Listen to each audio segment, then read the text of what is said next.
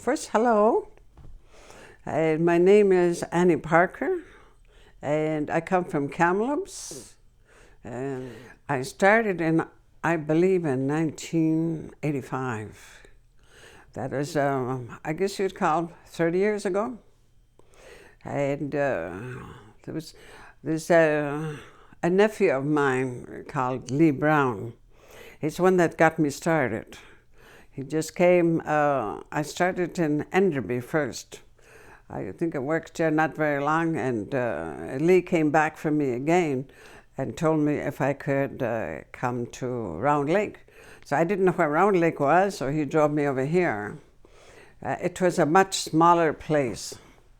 I could remember this place. It wasn't this magnificent at the time. It was more like wilderness. They had cabins. Little cabins for the clients, say, and a little bigger one for, I guess you'd call, like what the bosses are doing, eh? And it was a little bit bigger, because I remember that far back as how they got started, eh? And it was awesome how everything was. Most of the people that were here, like Emery Lewis, he was that. I guess this place honors him, you know, because it's on, I believe, I don't know if it's on his property, but I think so.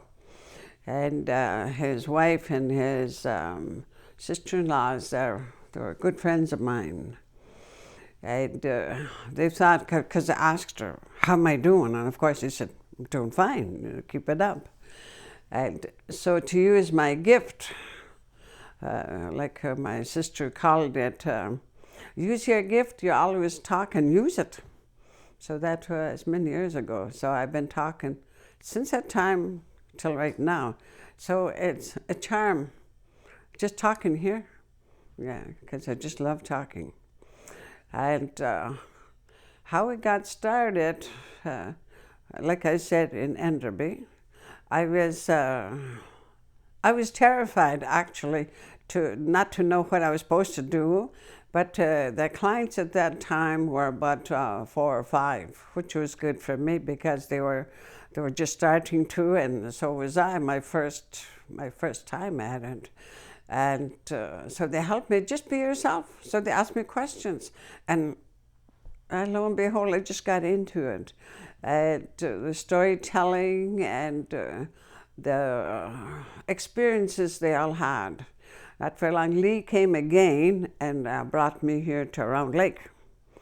And I was amazed at the little cabins that were there. It's a great improvement since then till now. Say, look, it's just like a mansion now, eh? Every one of these here, eh? But the people that worked there, they were magnificent people. They were just the right people for Round Lake. Yeah. And they had such talent, and they were so friendly, and the feeling has been mutual ever since. And so when I started talking here, the groups, there was little and then got a little more. And I lost my fear of talking to, a bunch, eh? And after it was no problem. They tell the stories to me, and I'd relate it back. And the many questions that the clients were asking, some sounded quite impossible. But I believe the Creator and the grandmothers helped me out to what I didn't know, that they would furnish it through me. Eh?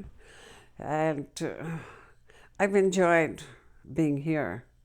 And sometimes I used to come twice a month, and then after that, once a month, and then skip 2 months or so and come back.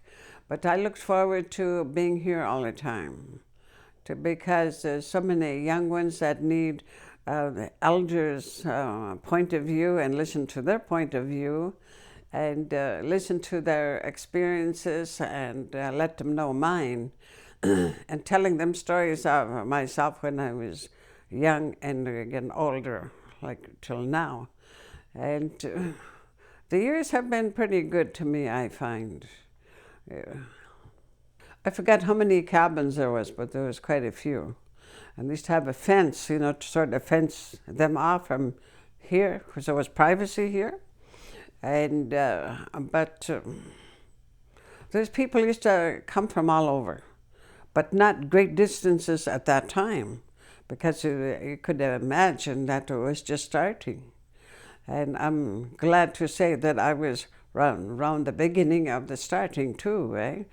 Me and there's a few others. I can't do. I know them by heart, but I let them tell their story, eh? Because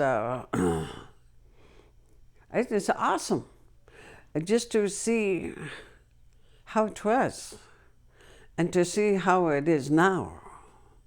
And there's a big, big difference.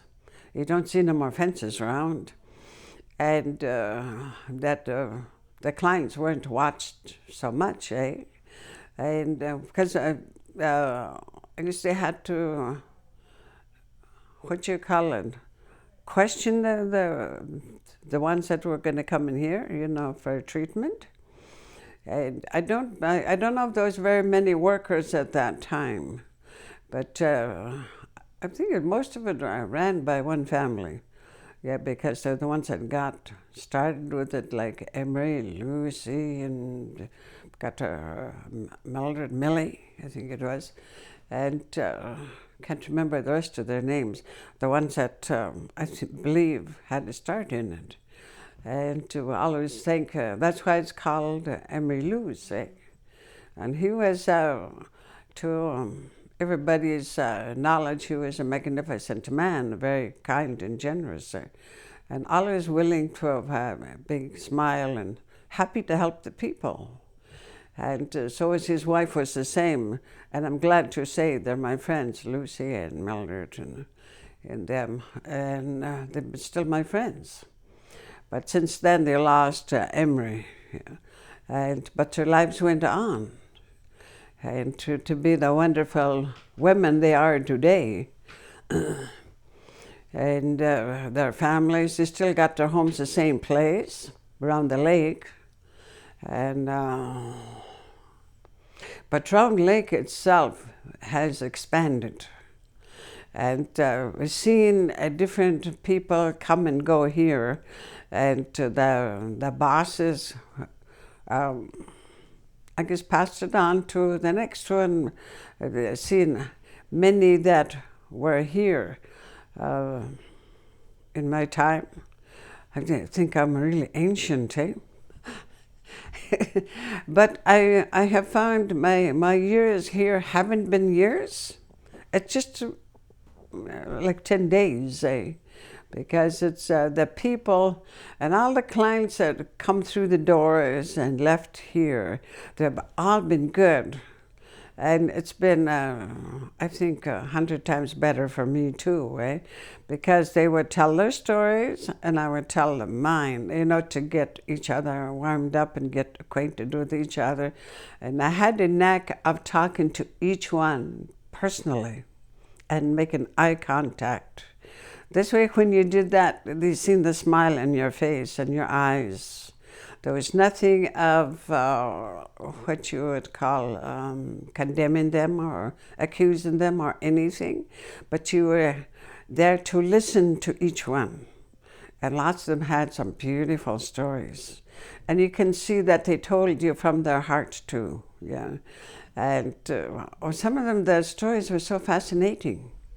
Some of them took my breath away too, their stories, eh? And like I had to relate some of my own to them, because they always liked to listen to my old-time stories. Like so many things happened, like the horse and buggy days. That's why I used to ride on a horse, and the buggies and wagons and slew buggies. There's lots of names for stuff. And to think that I lived in that era. And there was ration time. Yeah, they used to have rations. That was during the war, eh? That wartime. Yeah, I come here to talk to the clients. Probably before it used to be like twice a month. Then after it came to once a month. Then after that it came to every 2 months or whichever, eh? And but I've been doing this for 30 years plus, eh? Because I can't remember where it goes. But it's been wonderful years. I think of all the clients I've met and the things they've told me that I bet you could write a book on it, but to call it the invisible book. So nobody knows what's in it. And because stories a lot of them are joyful, and a lot of them are really sad, the experiences they had, or their turmoils and their, what you call it, the hardships. And the glorious times they've experienced, like when they left here, Drown Lake.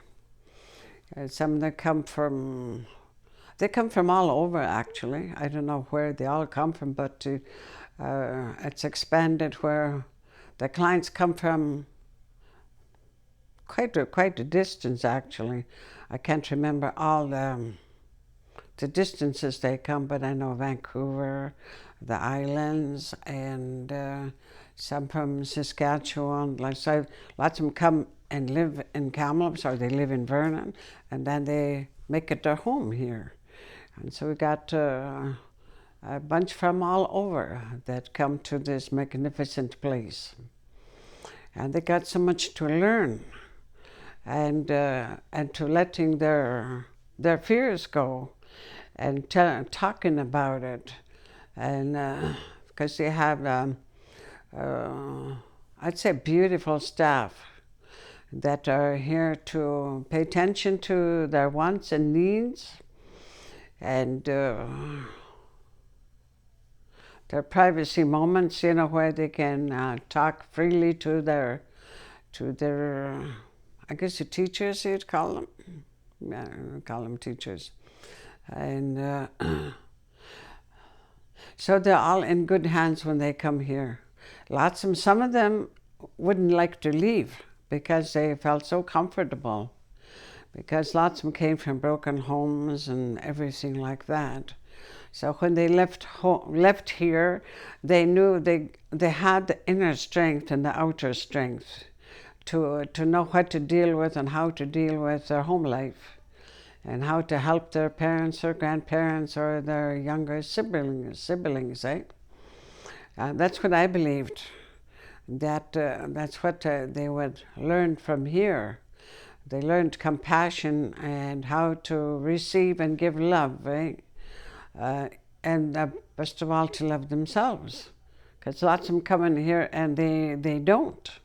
So when they leave, they do. They found a great reality in themselves, and they got to know how beautiful they were, actually.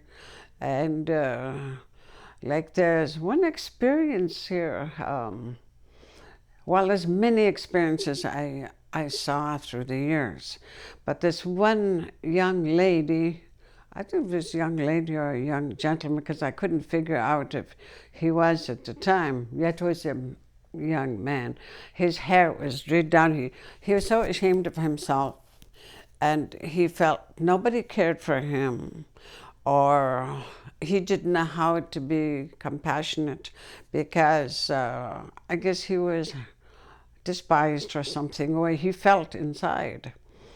Anyway, I looked behind those big long bangs. I said, "Hello, where are you? you know. I kept talking to him, and he finally let me touch his hair and move them aside. And I said, hello, you know. And, well, that was my way of reaching him. And he was so, you could see inside him that he was pleading for attention and wanting somebody to hear him and his stories. And I guess didn't know what his turmoil was all about. But by the time the session was finished, he was a different man. He had his hair cut, and he had it out of his face. That was one of many miracles I've witnessed with the clients that have been here through the years. I think those that been here looking after them will know which one of the clients that I'm mentioning. And there's experiences that lots of clients have told me is locked up inside. And I see them now when I'm in town, or I go to a different town, like I went to Merritt and then other one in Chilliwack and somewhere when I used to travel around. I'd see them and they looked so happy. They thanked me because they didn't drink anymore. They never done whatever it was they used to do. So I think I done pretty good. And I thank Round Lake for that, for helping me, you know, to help the clients that come here. And so they'll be continuing their work. I don't believe they asked me if I was going to retire. No, I don't think so. This is where I like to talk to people, and where I know they'll listen, and where I hear their beautiful stories. And they go range from joy to sadness and pure joy. And some are so, it's a good thing that I know how to talk to the Creator, to put the bad things up and take it and heal the persons. Yeah. And I think I'm still at a loss for words for some of them. The stories that I had tucked away for a while, but I finally learned how to let them go. And this way it would bring them peace as well as myself. And it wouldn't affect my family. I used to have my son, Thomas, working with me at that time, because he'd come with me and he'd help me to smudge the clients, you know, and fan them up, eh? And to pray with them. He prays so beautiful, you know, and lots of them said his prayers are pretty strong. Okay, what I would like to say to Round Lake and all the staff, and all those who participate in helping the staff doing what they're doing with all the clients that have come here through a number of years, and what they're continuing to do. They've helped so many. I'm sure a lot of them would like to say thank you. As I would like to say thank you for giving me a start here and to helping a lot. And there's no way to say a closing, because you can't close. Round Lake will be around for a long time. As long as the people need them, they'll be here. And they'll be here for the people. And the people will feel very, very comfortable. And to be able to talk and to meet people like me, the elders, eh? But it's getting far in between. But I'm sure that somebody else will step in my shoes as elder. But meantime, I ain't ready to retire. So anyway, to Round Lake, I thank you for the many years you've let me come here and will continue. And I wish you all great happiness and joy. And I thank you for the joy you've given to many, many. And this is Annie Parker signing off.